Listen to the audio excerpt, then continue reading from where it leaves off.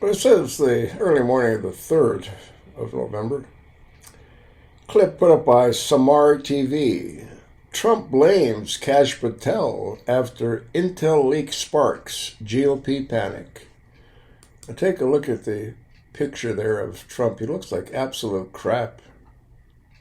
He's got that brown shit on his face. I mean, I can't wait to get rid of this clown president that we have. And then you got that cross-eyed Kash Patel wearing a MAGA hat. Let's have a listen to this clip, please, for 8 minutes. Donald Trump's administration has no shortage of grifters and incompetence, but Kash Patel manages to be all three: an idiot, a grifter, and a reckless political actor who's caused real damage. He's been such a disaster that even Trump is finally losing patience. Tension between Patel and other Trump allies has been simmering for years, but it's now exploding after his latest blunder backfired and drew Trump's anger.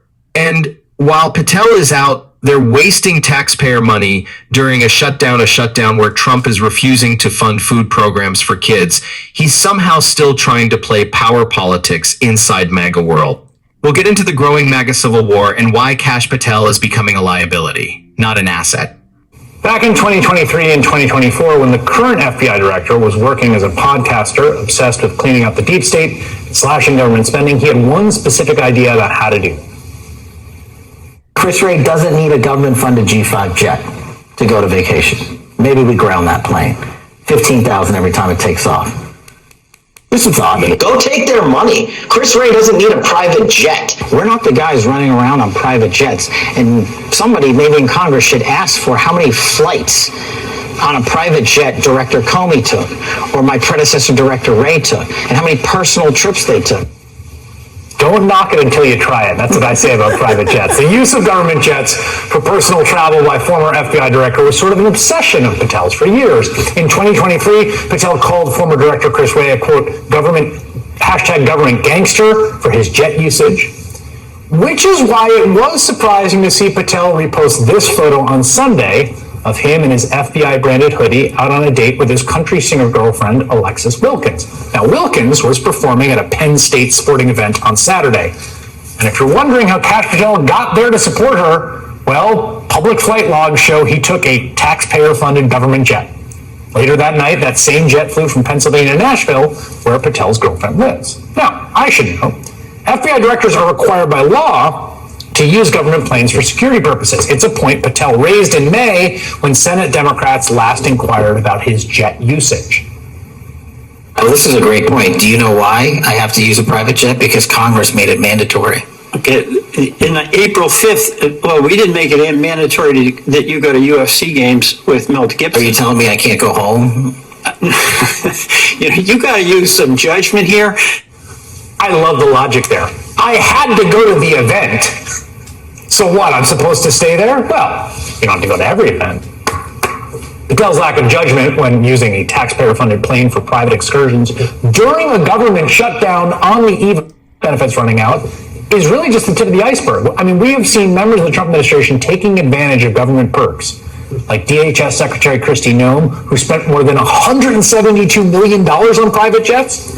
Now The Atlantic is reporting that officials like Stephen Miller, Noem, Secretary of State Marco Rubio, and others are living in homes meant for generals on military bases. They say it's for security reasons, though they already have personal security details, and in the past, those people with those jobs didn't occupy these homes. They all seem to be taking Trump's cues. They can help themselves to the public till. Millions of Americans are losing food, but I think that's an ad that just popped up. Let me go back and see. and abuse, while burning taxpayer money on private planes, vanity projects, Botox, and Trump's billion-dollar ballroom remodel. Patel has become the perfect example of MAGA incompetence. Reckless online, obsessed with attention, and constantly making security blunders just to impress Trump. His latest stunt, bragging on Twitter about a supposed terror bust before the facts were confirmed, enraged the FBI, embarrassed the administration, and even triggered backlash from Trump allies like Pam Bondi. It wasn't the first time, and Trump is finally noticing the damage. Everything Patel does is about serving Trump's ego, not the country. That's how we ended up with shutdowns, blocked food programs, missing Epstein files, and a government run like a reality show. The scariest part, these clowns now control surveillance tools powerful enough to target enemies instead of protecting the public. Cell phone spyware called Pegasus. It's spyware that infects your phone.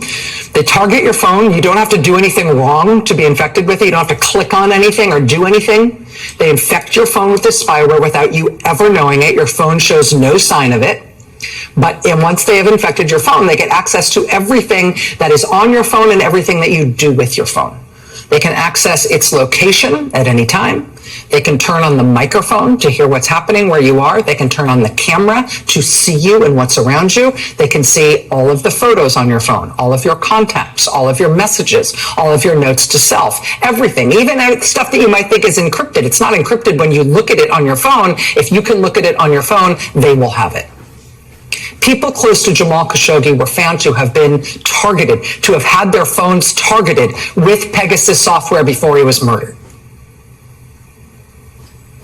Pegasus has been used to target opposition politicians and activists and lawyers and journalists all over the world, some of whom have subsequently been assassinated by despotic regimes.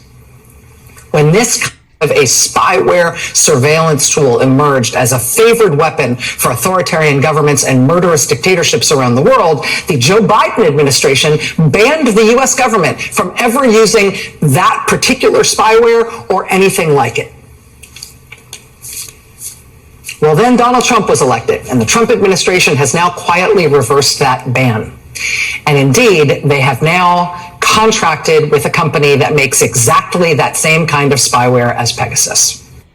I don't want Donald Trump, Kash Patel, Pam Bondi, or Kristi Noem surveilling Americans, and no one should. Republicans scream about free speech, but what they really mean is they want the freedom to be racist, sexist, or hateful without being called out. That's not censorship. That's just people rejecting bigotry. The real threat to free speech is government surveillance being used to monitor, intimidate, and punish citizens for their views. Trump's team isn't because they're curious about Instagram feeds. They're doing it so they can target political opponents and silence dissent. Democrats need to start calling that out clearly. The danger isn't someone being criticized online. It's a government using intelligence tools against its own people. We'll keep exposing it here. If you support that, hit subscribe, drop a like, and keep fighting. Don't let them silence you. Can you give more details on the FBI holding that terrorist attack in Michigan that was set to happen over the weekend? Halloween weekend, the FBI. We're catching people before they ever start. Yep. Mr. President, your response to Viktor Orban saying you asked for an exemption from U.S. sanctions on Russian oil? He has asked for an exemption. We haven't granted one, but he has asked. Viktor, he's a friend of mine. He's asked for an exemption. What else? Mr. President, on Venezuela. Yeah, please. What did you talk about with Prime Minister Carney? Are you and Canada going to resume negotiations? No, but I have a very good relationship. I like him a lot. But you know what they did was wrong. He was very nice. He apologized for what they did with the commercial. Because it was a false commercial. You know, it was the exact opposite. Ronald Reagan loved tariffs. And they tried to make it look the other way. And he did apologize, and I appreciated it. We had a great dinner, you know, with other countries, as you know. And I think we have a very good relationship personally. I think that what they did was wrong, but he apologized. So I read another article about Trump's MRI. They say he had a stroke. And likelihood is he'll have another one. He needs to be removed from office. But who are we going to get? J.D. Vance and Erica Kirk as First Lady? Huh? I'll attach the link. And Kash Patel, what a joke he is. I can't do this alone, folks. Pass it along, and thanks for listening.